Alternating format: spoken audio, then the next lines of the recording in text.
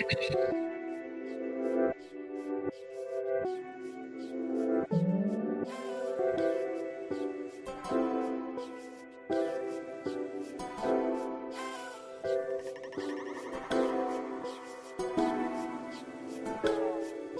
evening, Tuscaloosa internet world. Wherever you are watching, listening to the Joe Gaither Show on BamaCentral.com. How are you doing on this magnificent Saturday? We're having a little bit of Saturday fun. We figured we might as well do a Saturday episode because there is so much going on in the Alabama sports world and right here on Bama Central. So we're having a lot of fun on BamaCentral.com. We appreciate everybody jumping in and joining us on the social media machines. You can find us at Bama Central on X, at Alabama SI on Instagram. You can find us at Alabama Crimson Tide on Sports Illustrated, on Facebook, and then, of course, on YouTube at Bama Central as well. I am at Joe Gaither 6 on all the social media platforms. I'm a proud part of the Bama Central Broadcasting Network. You can send me your comment, question, query, and complaint to all the social media platforms, Facebook, Twitter, Instagram, YouTube, Snapchat, whatever, at Joe Gaither 6. And then, of course, make sure you download and subscribe to our other Bama Central Broadcasting Network, Blue Collar Unplugged, with our friends Blake Byler, Matthew Gibson, and Jacob Pickle. So we are going to head out and find one of our friends from Blue Collar Unplugged. You subscribe to them and you listen to every single one of their episodes. It's been a minute since we've talked to Blake Byler here on the Joe Gaither Show on BamaCentral.com, but that is A-OK. You can find him all over on Spotify, Apple Podcasts, and on Amazon on both platforms on the Bama Central Broadcasting Network podcast. But we're bringing him on right now to talk Rose Bowl because he is out in California. Blake, what's going on, man? How are you? I'm doing good. I mean, it's been a good week. It's been an eventful week, but really excited for the game to get here. I think it's finally setting in that we're getting a couple days closer. It's just like 48 hours away now. So really exciting. Absolutely. So Blake has been out in California all week long. I went up to Birmingham to watch the Alabama basketball team. They defeated Liberty 101-57. We might talk a little bit about that at the end, just kind of look ahead to the SEC season because that's kind of where we are, pivotal moment for the basketball schedule. But let's keep it mostly football here to get it started. First, how do you rate the Beef Bowl? We've talked about the Beef Bowl with the two Michigan riders and with Austin, but they had not had it yet. You have now had the beef. Tell us about the event and tell us about how good the food was, or not so good, or just kind of set the scene for this crazy event that both Michigan and Alabama participated in back-to-back nights. Yeah, I mean, the Beef Bowl was really cool. It was something I didn't know that it was apparently a yearly Rose Bowl tradition that was a part of this this event this week that it happens. And apparently every year both teams go to Lowry's restaurant and they eat a whole lot of prime rib. And it's something, I think it was the 67th, 68th annual. We got to hear from I think it was the CEO of Lowry's restaurant. He talked about how he's been to over 100 Beef Bowls in his time because they were doing it when he was younger. Nick Saban presented him with a helmet, an Alabama helmet, and a football, one of the white ones that has the Alabama logo on it. And while we were there, we got to see a couple Alabama players participate in, the festivities. I mean, as they were walking in, Lowry's had their own marching band playing "Yay Alabama" as the team walked in, making it really festive. Will Reichard spun the salad to start out the event, so he got to do that. Jaheim Otis was Alabama's honorary beef cutter. He made the first cut on the prime rib, served it to Coach Saban, and then I think it was Seth McLaughlin that was awarded Alabama's Scholar Athlete Award, or the Rose Bowl Scholar Athlete Award while he was there. And so it was a fun event. Got to see kind of the players just sitting, talking, eating, enjoying themselves. And then we got to eat a really good meal while we were there too. We were served some prime rib, which was excellent. It was all over everybody's Twitter feed. We got some mashed potatoes and gravy, some corn. It was all very, very good meal. We got some apple pie for dessert. It was good. It looked good through your Twitter. It definitely looked good through your Twitter. Yes, it was very good. Yeah, really good. And so then from there, we kind of everybody exited, and that was kind of the event. But it was a really good time. It was unique to hear about how it was a Rose Bowl tradition and something that the two participating teams in the Rose Bowl have done every single year. We even found out that 3 years ago, while Alabama was playing in the Rose Bowl, but the Rose Bowl was in Dallas because of COVID-19, they didn't get to have like their formal beef bowl, but in lieu of that, they sent I think prime rib sandwiches to Alabama and to Coach Saban to be able to eat as one of their meals leading up to the game that year. So they even had their own kind of slice of the beef bowl, even without being there. But the Lowry CEO said that Alabama hadn't been able to participate since the team was there in 2009 for the national championship game that year. And so definitely a unique experience, really fun to learn about and a good time for sure. All right, awesome. Sounds like a great place, a great restaurant. Everybody got to check out if they're out in California, if they can. But sounds like they had a great time. And Jaheim Otis seemed to enjoy himself. And Will Reich, I mean, salad spinner seems like a big responsibility, but it seems like he did it very, very well. On a more serious note, Blake, you were out at practice today. They they stuck you behind the buses until they allowed you to come back out. But you got to see, I guess, some throws from some warm ups. I guess some early parts of practice, but nothing crazy. What did you see at practice? Tell us about your experience taking in the Crimson Tide. I guess it will be the second practice viewing period available to the media during the pre-Rose Bowl warm up lead up. Yeah, I mean, there's only so much you can really see in the limited time that we're given to view these practices. We got 15 minutes on Thursday, and then we got 15 minutes again today at the very beginning of practice. And so we saw stretches kind of at the beginning, the guys getting loose. A lot of coaches running around screaming energy, trying to get the guys ready to go. One of the coaches, or a couple of the coaches, we're yelling things about how this is their last guaranteed practice, which is a true statement, because if Alabama loses to Michigan on Monday, there's no more practices the rest of the season for them. And tomorrow is kind of like a walkthrough day. And so this was kind of their last guaranteed full practice. And so trying to get the players to attack the day with that sort of mentality. And then we saw them warm up. We saw them do kind of their core stretches on the ground. Coach Saban always participates in those. I actually tweeted out a video of that, of Coach Saban laying down, doing some of the stretches with the team. And then they kind of move into individual, position group unit work. And so while they were in there, we got to see some of the quarterbacks throw. We saw Milroe. We saw Simpson. They were the first two to go through. Holstein and Lonergan were the next two after that. And then I see you want to hear about Julian Sayin. I only got to see 3 or 4 of his throws, but I mean, they look good. I'm not like a quarterback coach or anything, so I'm not going to sit here and evaluate his mechanics or anything like that. But I thought, in the few throws that we saw, he looked fine. He looked comfortable. We didn't get to as soon as we left, they started what looked like 7-on-7 work from what I could see from outside of the kind of area that they were in. So we didn't get to actually see him working against the defense or anything like that. But, he looked good. One thing that was interesting, both today and on Thursday, Buckner was not throwing, but we did find out that he has been the scout team quarterback, and he has been JJ McCarthy in terms of preparations this week. So I guess that they're just saving him for that, but he hasn't been throwing in the normal quarterback warm-up rotation. But we do know, and we have heard from some players, that he is emulating JJ McCarthy this week on scout team. All right, 2-part question. First, you coach basketball for Northwood. Do you need an assistant coach who just gets up there and rah-rahs the guys? Because I can come up there, practice, and get everybody's face before practice, get everybody going for you. But second, on a more serious note, how stature-wise does Julian Sayin? I mean, you didn't get to obviously see a whole ton, but standing next to Holstein, Lonergan, standing next to Milroe, and the rest of the quarterbacks, is he kind of in that same vein, or what do you think about him stature-wise?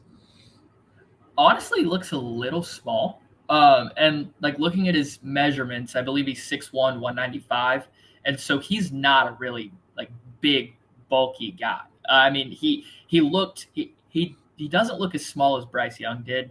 To me, I always thought, obviously Bryce is small. He's a smaller quarterback. But Sayin definitely looked smaller compared to – I mean, Alabama has a really big quarterback room. Milroe's 6'2", 6'3", 15, something like that. And then you've got Simpson is like 6'3", 6'4". Holstein's like 6'5". And so you've got a bunch of really big quarterbacks that he's out there with. He definitely looks like the smallest one. But obviously I haven't gotten to see him behind an offensive line or maybe behind or with a defensive with pressure in his face or anything like that. And so, I mean, he looks small compared to the rest of Alabama's quarterbacks, but he hasn't been able to get into Alabama's strength and conditioning program yet. And I'm sure he'll beef up a little bit over the summer. I'm sure he wants to be a little more than 190 pounds once he ends up taking the field whenever he does for Alabama. So that's definitely something that we'll be monitoring for sure. All right, so we're talking to Blake Byler of BamaCentral.com. You can follow him at Blake Byler 45 on the Twitter or X machine for all of his great work. So, Blake, tell us what's the deal with the iPads? What do you make of it? How have you followed it? We've asked nearly everybody that we've had on about it. The catapult system, Coach Saban pretty much shut down all questions about it today. What do you make of the iPad situation on both sides? Yeah, I mean, I don't really know what to make of it completely. I mean, based on we can only really go off what we've heard, and obviously a couple days ago, Isaiah Bond was the first Alabama player to mention it, that Alabama had shut down kind of using their iPads to watch film individually. They use we know Alabama and Michigan are both teams that use the Catapult software, the app, to watch film and store film and keep tabs on that. And so later the next day, whenever Michigan's offense came to the podium, or I guess it was really their next media availability after Alabama said that they said they had also stopped using iPads and that they had since November, I believe it was. Then we find out about the investigation. Nick Saban doesn't really want to comment on it. Tommy Rees doesn't really want to comment on it, because at the same time as whenever Isaiah Bond was talking and he made his comments about the iPad, Tommy Rees across the room was deflecting pretty much any and all questions about it. And so it sounds like the coaches don't really want to get into it. It sounds like the players, Isaiah Bond maybe let something slip that he shouldn't, maybe something that I'm sure Alabama Sports Information didn't want the whole the week to become. I'm sure we will also get some questions between Coach Saban and Coach Harbaugh tomorrow morning in their final press conference. So that will be interesting to see for sure. But I think really there's not much you can make of it at this point, because there's so little we know. It seems like the two teams think that there is danger with potentially opponents maybe like having access to other teams in the software, maybe like hacking into the software, getting access that they shouldn't. But we really don't know who's been doing what. All we know is that the teams are taking what they feel are necessary precautions, and that they're not going to use that software. They're not going to individually be watching film on these players' iPads, and they're going to be watching film more in group sessions together, using that as little as possible. So Auburn, they deleted their catapult system as well. Florida State must have as well. They just stopped using film. They didn't watch film at the facility or on their iPads. Auburn getting it taken to them today by the Maryland Terrapins, and then Florida State, as of like 5 minutes ago, 63-3 in the bowl game. So is it safe to assume that those coaches were also just taking extra precaution? Yeah, something like that.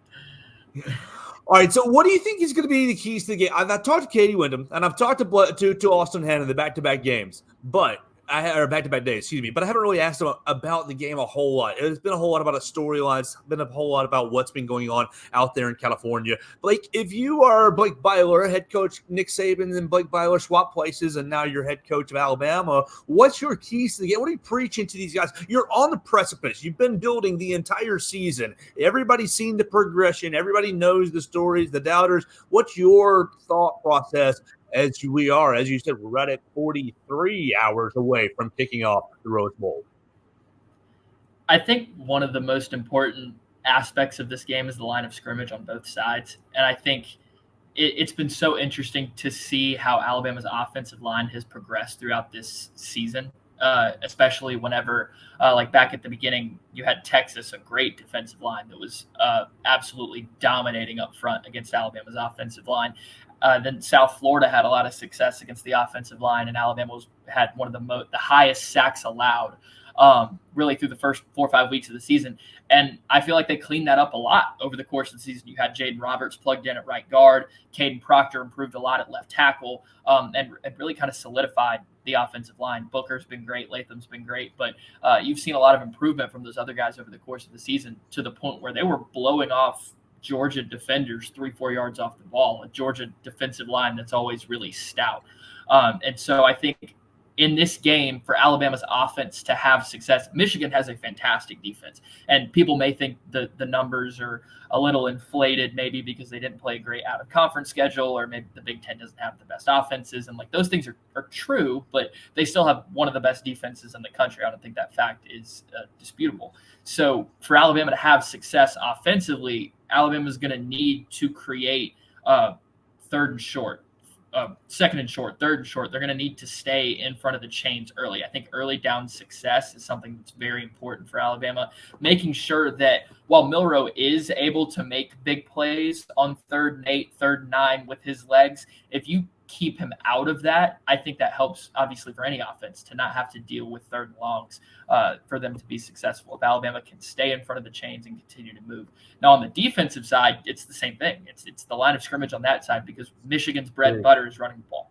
They have Blake Corum. They have Donovan Edwards, 2 really, really dynamic running backs that can give teams fits. I mean, we saw in Michigan's 2 biggest wins of their season over Ohio State and over Penn State, they ran for over 150 yards in both games. I think they ran for over 220 against Ohio State. Or no, it was Penn State that they ran for over 220 against, and then Ohio State. Like, for example, against Penn State, J.J. McCarthy only had to throw for 60 yards, and they still won the game. And so Michigan really leans heavily on that run game, and if Alabama's run defense is able to step up and able to get stops and force McCarthy, kind of the inverse of what I was just talking about with Alabama, forcing McCarthy into those 3rd and 8, 3rd and 9, 3rd and long situations where he's the one that has to beat Alabama. I think that plays into Alabama's hands, obviously, because Alabama has one of the best secondaries in the country, probably the best cornerback tandem in the country with Kool-Aid McKinstry and Terrion Arnold. So you want J.J. McCarthy to be dropping back and having to make decisions based on the coverages that Alabama's throwing at him, based on this Alabama secondary. And so if Alabama's able to do that, I mean, I talked to Justin Aboigbe yesterday, Alabama's defensive end, and he said that his message has been the same as what it was against Georgia. And he said, we've got to play like there's no tomorrow, playing as if they don't get the job done, there's not going to be anything else. And he said that with the Georgia game in terms of making the playoff, and now with this, it's true. Like if they don't do what they have to do to win this game, there is no tomorrow. There's not going to be another game. There's not a trip to the national championship game. And so that's the mindset he's preaching as kind of the 5th year, the senior leader of this defensive line. And I think that just goes to show the importance of the trenches on both sides, on the offensive and defensive side, for Alabama to be able to win this game. All right, so to kind of a 2-parter, big picture question here. All right, Michigan 0-2 in the last 2 semifinal games, the last 2 years in the semifinal. Georgia beat them pretty handily. TCU ended up being a close, crazy game. 0-2 in the last 2 years. The first part of the question is, how does that impact the game as far as Michigan's mentality? Obviously they come in as the number 1 team, and then the second question is really, obviously we've been focusing a lot on Michigan's competition through the year. It hasn't really been that good. We've seen obviously their games against Penn State and Ohio State were probably the most similar games to some of the SEC competition and or Alabama. What do you make of the bowl performances? Penn State losing to Ole Miss, and then Ohio State last night losing the Cotton Bowl to Missouri. Do you take anything away from that based on how obviously the game against Ole Miss was 2 months ago, 3 months ago, September. And then you never played Missouri in conference play, but you have common opponents. Do you take anything away from what the Big Ten has done in bowl season? And then really, how does that really kind of play into or apply to Michigan's 0-2 in the last 2 semifinals that they've been in? To answer your first question first, I think that I don't know how much bearing it really has, other than the fact that it's going to make Michigan more hungry, because they're going to be anxious to get over that hump. I mean, they've been there time and time again.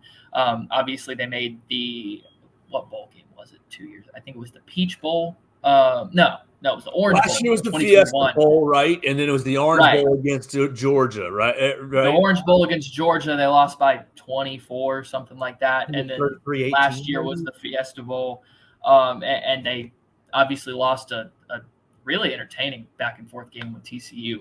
But I mean, the lack of performance in bowl games is something that's been hanging over Jim Harbaugh's head for like half a decade now. They've lost 6 straight bowl games under him.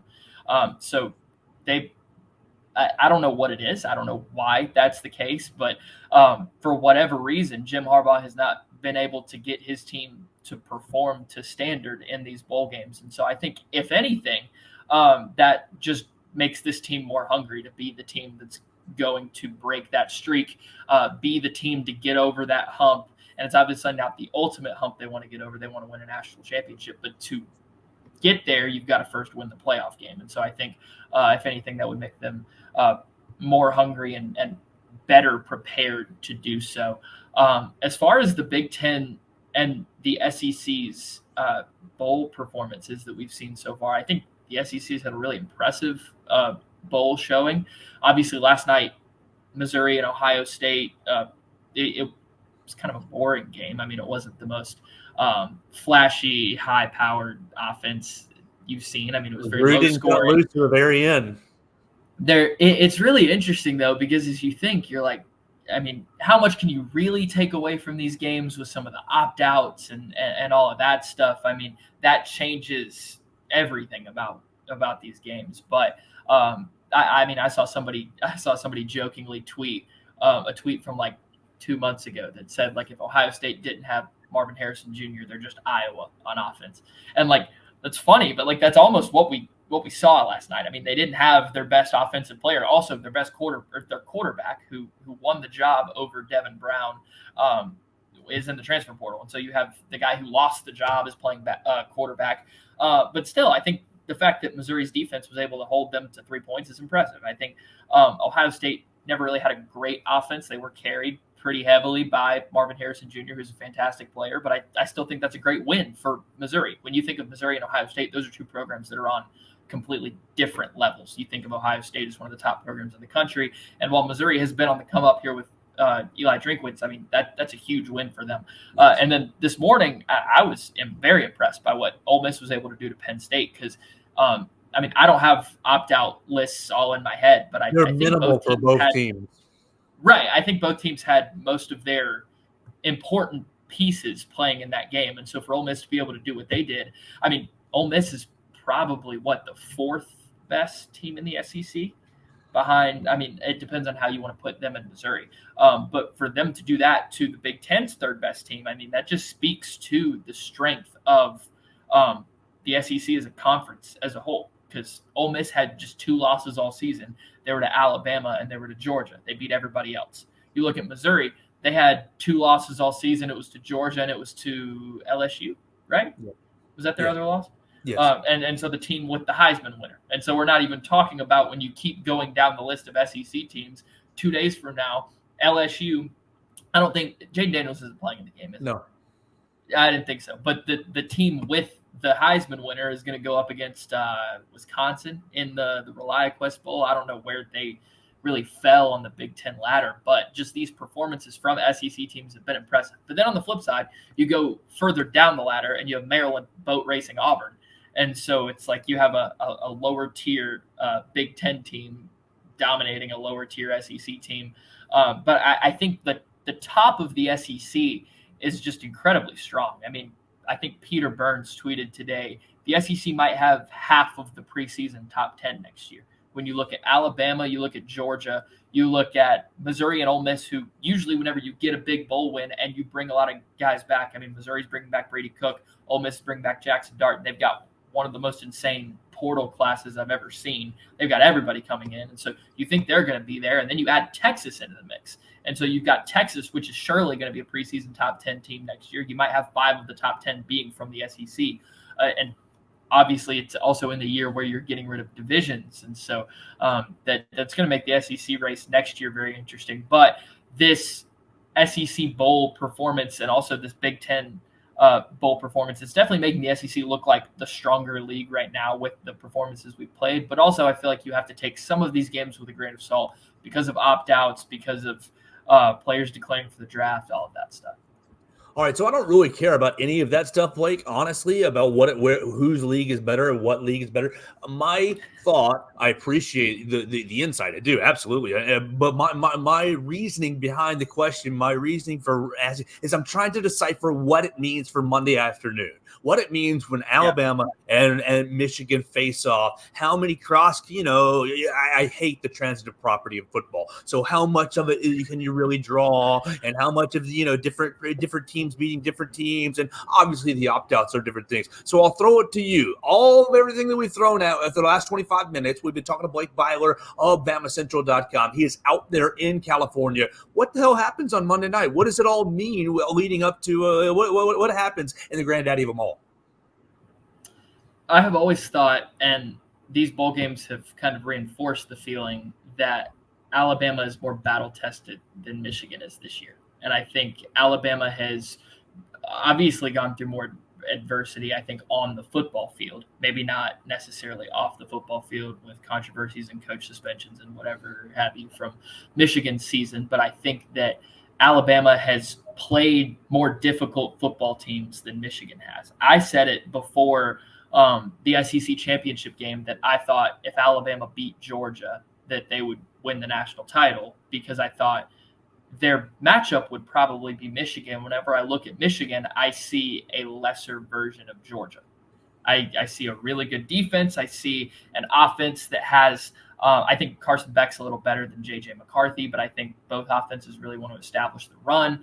Maybe Georgia's backs are a little less dynamic than Corum and Edwards, but you get what I mean. I think overall the style of football that Michigan tries to play is very similar to Georgia, and I think Georgia probably does that at a higher level based on what I've seen, based on the competition that I've seen both teams play. And so because of that, I think the way that Alabama was able to honestly dominate the line of scrimmage against Georgia, I don't know why that can't continue whenever they play Michigan. Now, obviously, a month of bowl prep, when you factor that in, both offenses, both defenses, both stabs are going to have things that are ready to go that maybe the other hasn't seen. There's a lot of, Jim Harbaugh's a really smart coach. He's got a great coaching staff. But I think the fact that we've seen some of these bowl results, that may kind of reemphasize my thoughts about the schedules that the teams have played. Alabama played Texas early on, found out a lot of holes that were in their team, a lot of things that they needed to fix. And over the course of the season, we saw those things get fixed. We saw Alabama improve from them. And Alabama is a vastly different team here 2 days before the Rose Bowl than they were back in early September in week 2. Michigan played East Carolina. They played UNLV. They played, I don't even remember who the other teams were in their non-conference. And then they ran through. Actually, I'm just going to pull up Michigan's schedule while I'm here and just read it off to you, because when you look at it, it's not even. There's no quarterbacks on their schedule. There's no quarterbacks on their schedule. There's no skill position guys on their schedule. Marvin Harrison Jr. is an absolute star, but outside of that, who has tested them? Exactly. Here you go. East Carolina, UNLV, Bowling Green, Rutgers. There's your first 4 games. And Rutgers is a conference opponent, and they're not a good football team. Then Nebraska, Minnesota, Indiana, Michigan State. I don't know if any of those teams made a bowl game. Nebraska made a bowl game. Minnesota made a bowl game, but they were 5-7. And then you go from there, Purdue, Penn State, Maryland, Michigan, or Ohio State. Penn State, Maryland, Ohio State. So their last 3 games were against pretty good football. And then they got Iowa in the championship. And then Iowa in the championship game. And so they really didn't play anybody at all until the end of the season. And even then, they didn't play anybody with as dynamic of a football player as Jalen Milroe. And that's also one of the keys that I see in this game, is that nobody in the Big Ten has anything that can emulate what Jalen Milroe is. And you look So at let me throw you Alex Orji, because that's been the guy that they've thrown out there. What do you make of? Well, we got Alex Orji, and he's prepared us. I mean, that's all they really can say. That he's the only guy that's been able to give them a look, because Cal McCord is nothing like Jalen Milroe. Drew Aller is nothing like Jalen Milroe in terms of how they play. And then, I mean, Talia Tagovailoa is a good quarterback, but he's more of a pocket passer, slinging around, more so than the dynamic athlete that Milroe is. And so I think that's something that Michigan, you can't replicate that and then get on the field and just know what's coming. I think of a couple years ago when Alabama was playing Deshaun Watson and Clemson, and players would talk about how difficult, and coaches would talk about how difficult it is to emulate a player like Deshaun Watson in practice. It's just completely different because you have to get on the field and actually see him. And so the fact that Michigan didn't play anybody in the non-conference, I think, is probably going to hurt them, because they've never, like, they could have scheduled, like, I know LSU played Florida State, but they could have scheduled a team like LSU. Or next year, Michigan and Texas are playing to kick off the season. Right.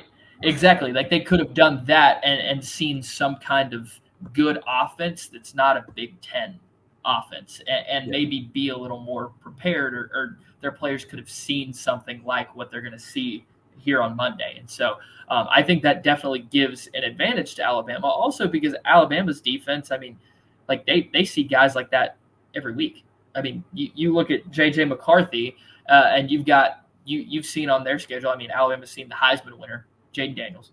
They've seen Carson Beck, who I think is pretty similar to McCarthy. You've seen Jackson Dart, who I think is a similar I think type quarterback to McCarthy. Comparison. Mm-hmm. And so you've seen, if you're Alabama, you've gone through your schedule and you've seen guys like that who you can look at tape and you can be like, okay, we defended this guy this way. This is how we have to do it against this guy. And so I think Alabama's schedule, the SEC, everything that they've played in and that they've played against so far has prepared them more so than maybe what Michigan has faced so far. How was the Clippers game last night? Clippers game was good. Oh, we got to see a really strong second half from Paul George. I think he had like 20 in the second half. James Harden looked great. Kawhi Leonard didn't play, sadly. But it was good. Clippers won by like 10, something like that. You made it out alive with John Morant in the building, so congratulations. Yeah, he actually didn't play that well. I think he missed – the Grizzlies played a back-to-back, but he was sick 2 nights ago. And so he was like – he ended up playing his game-time decision, and he was all right. He was fine. What was the best part about yesterday's media day? Tell the people what's something you're going to have in your back pocket, or something you're going to ponder on in your back pocket for maybe a story down the line. Something probably on I talked about it a little earlier, but the growth of the offensive line. I think I got to talk to a lot of they made everybody available at media day today, which is a very unique thing, because normally they're very specific about who you're allowed to talk to, but they just kind of opened it up to everybody.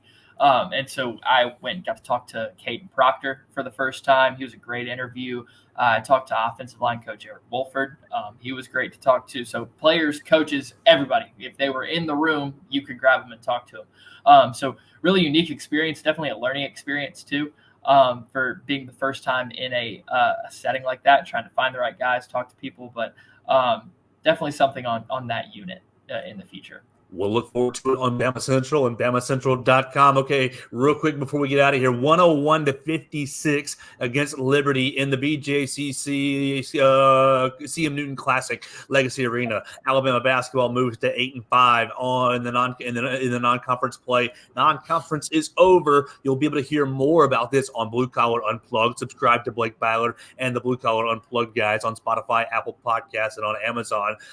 You'll watch the game a little bit later. Obviously, you just got to see the score. Latrell Wrightsell got himself 5 3-pointers, 6 3-pointers. He was going crazy. But Coach Nate Oates gave a lot of credit to Aaron Estrada, nearly a triple-double for Aaron Estrada.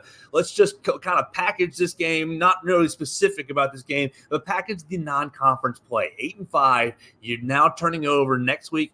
Vanderbilt, Mississippi State, South Carolina, Yeah. Gosh, and somebody else that's not so hot. Missouri. So your conference schedule is getting started, kind of easing into conference schedule. What in the hell do we make of this Alabama basketball team? Can this team still win the league? Because that's real. I mean, look, everybody dreams of I'm sitting here like gump glasses this thick. Oh man, Final Four. That's kind of off the table at this point, in my opinion. But double championship, win the league. Can we still cling to that secondary goal? I'm not going to say no.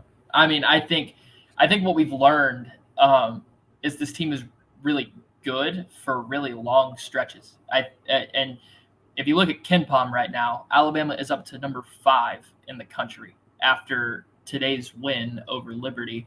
And some people are like, why is Alabama number 5 in KenPom when they're 8-5 on the season? And that's because KenPom doesn't. It's not about wins and losses with KenPom. It's about KenPom takes possession by possession, your efficiency as a team, offensively and defensively, and factors every possession throughout the entire season and holistically rates the teams. And so when you look at these games that Alabama's lost against Purdue, against Creighton, against Arizona, Alabama competed and was a very good team, even had leads on these teams for 60, 70% of the game. And so Alabama was playing like a top 5 team for much of these games. And then it took little small chunks of time for them to just give it away. And Nate Oates talked about that. He said for like 75% of these games, for like 28 to 30 minutes of these games, they've been a top 5 team in the country, and they have. And that reflects in their KenPom ranking. But I think what they need to do is obviously figure out ways to close out games against these difficult teams. However, I think that those games set them up to maybe go on a little run here to start SEC play, because they've learned a lot about what works, what doesn't work.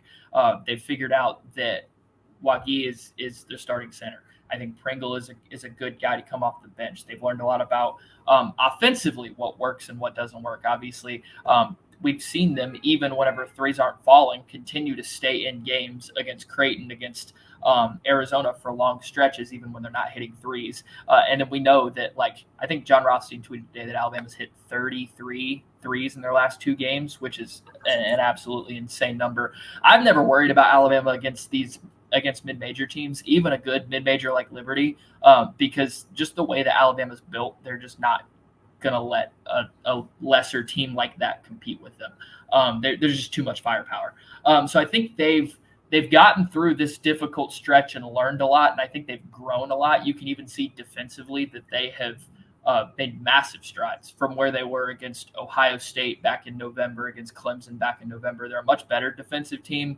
And as they continue to grow, as they continue to gel, because it is a brand new team with 9 new players, they're going to start picking up wins. And I think it's going to start fairly soon. They've won 2 in a row, obviously both against mid-majors, but you look at the SEC schedule and it's pretty favorable to start out. You got Vanderbilt, South Carolina as your next 2 games. Vanderbilt's terrible. South Carolina, you're at home, so you should win that one. Then you've got a big road game against Mississippi State.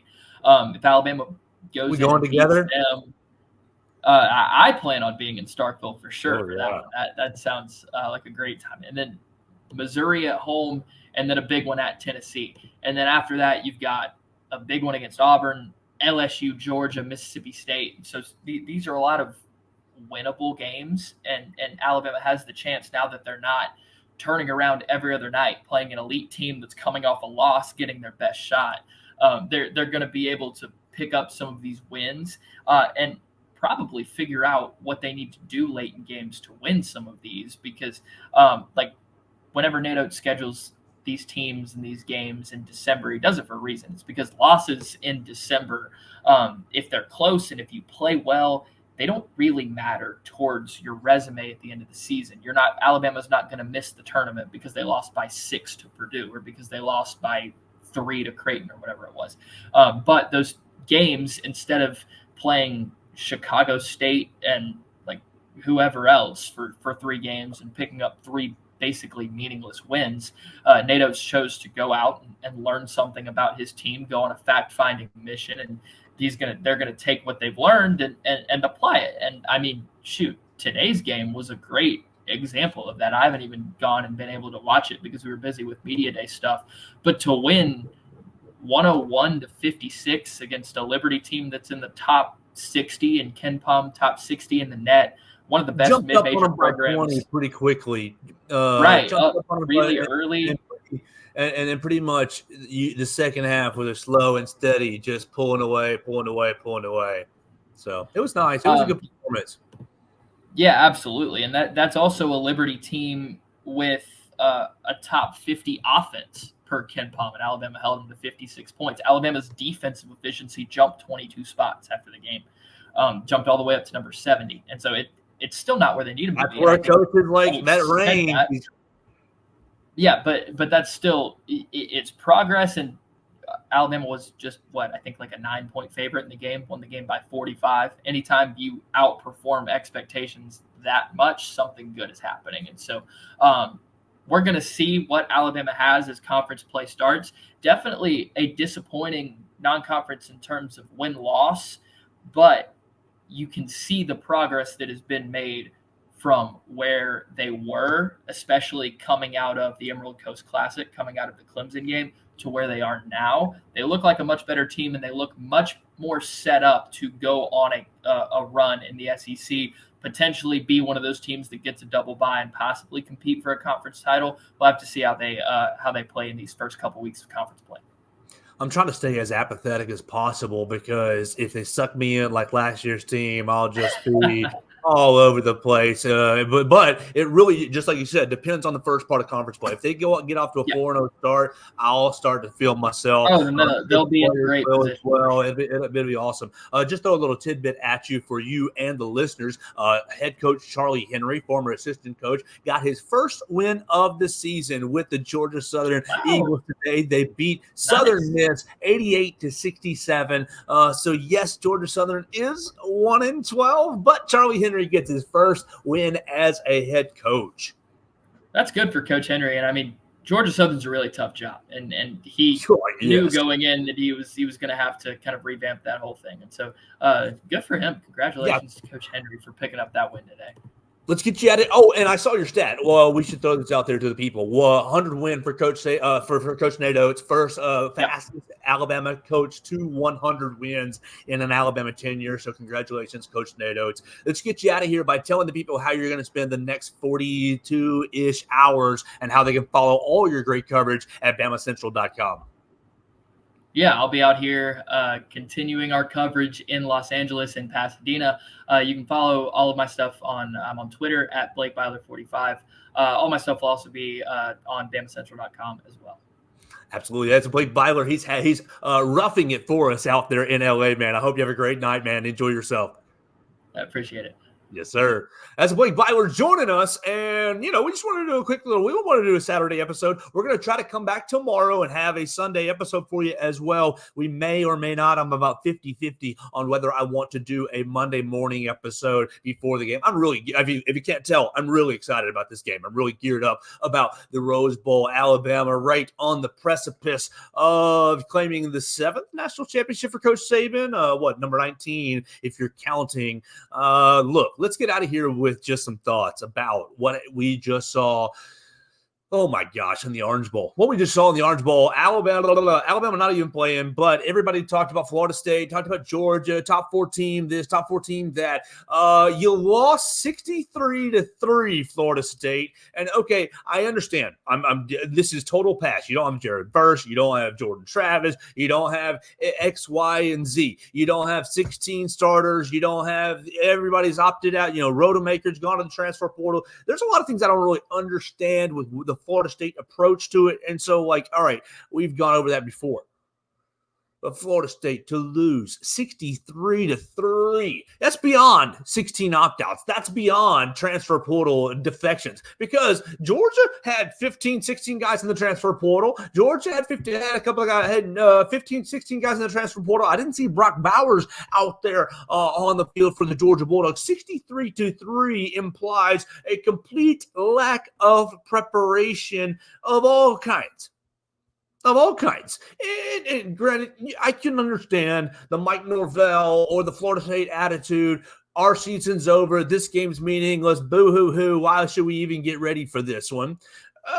For about 5 minutes, you can totally feel yourself and totally be in your feels. And for the fans, they can be in their own feels forever because they're not playing. But for the football program, for Mike Norvell, for the players, there needs to be at some point between December 4th when the college football playoff announcement was made and tonight, December 30th. At some point, you've got to buckle up your bootstraps and say, you know what, we still got a game to get ready for. We've got some pride about ourselves. Yeah, Jordan Travis isn't playing. Yeah, Jared Burse is going off to the NFL draft. Yeah, you get your wide receiver who's going off to the draft as well. Probably 2 wide receivers going off to the draft as well.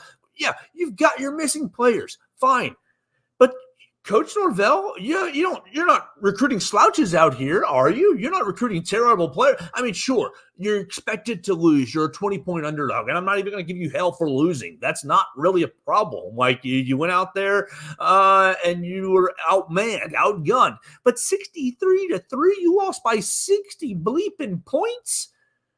What in the world have you been doing over the last 3.5 weeks outside of crying in your closet about they left us out, and typing into your Twitter fingers about ACC Power 5 champion? Like, well, what have we been doing here? And I get it, the talent disparity, but 60 points, that's beyond. That's beyond we had 16 guys opt out. That's beyond we don't care about there's a real problem there. Now, does that mean that Florida State's going to come out next year and not play well? No, it doesn't mean anything about that. But I do think that it is a concerning look for Mike Norvell and his program to get drummed by 60 points in the Orange Bowl. You can talk about meaningless game. You can talk about not being a college football playoff game, but it's still one of, it used to be, when the BCS was around, one of your top 4 bowl games. You throw in the Cotton Bowl, you throw in the Peach Bowl, you might throw in the Outback Bowl or so to give yourself, 8 bowls, 7 bowls. It's one of the premier bowls. It's a nice bowl.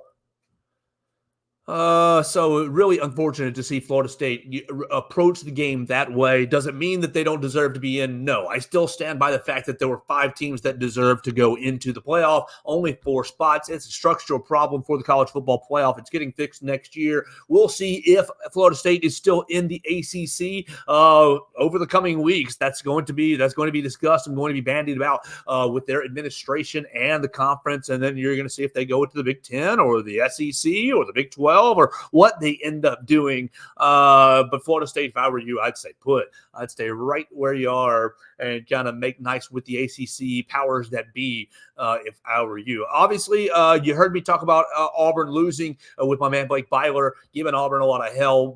Hugh Freeze said that he was recruiting over the last couple of weeks and didn't really work on the game plan that much in post-game. Terrible look for you, Hugh Freeze. Awful look for you, Hugh Freeze, as the Auburn Tigers lost their bowl game as well. So that puts Texas A&M losing their bowl game. That puts Kentucky losing their bowl game. That puts Auburn losing their bowl game. You have Georgia as winners, Missouri as winners, Georgia, Missouri. Who else? Ole Miss as winners. I think that's 6 of the bowl games that have been. There are 6 of the teams that have played bowls so far for the SEC. You're still looking for LSU. You're looking for Tennessee. You're looking for Alabama. That'll put you at 9. I think that's all of them, right? I think that's all of them. So that'll put you at 9. We'll see how the SEC continues to progress. I'm not really someone who's going to carry the SEC's banner, but you do like to see them win on a neutral field against an out-of-conference opponent. So that'll wrap us up for a Saturday. We appreciate everybody who's joined us on the show. Watch us on YouTube. Listen to us on Spotify, on Apple Podcasts, on Amazon and Spotify. Yeah. All those places, and then you can watch us on Facebook and Twitter as well at Joe Gaither 6 for all your social media needs. We appreciate everybody. Had a lot of fun at the BJCC. Thank you all so much for checking us out at BamaCentral.com. Subscribe to the program on your favorite platform. Tell a friend about the show, and come watch us tomorrow on the Joe Gaither Show on Bama Central and BamaCentral.com.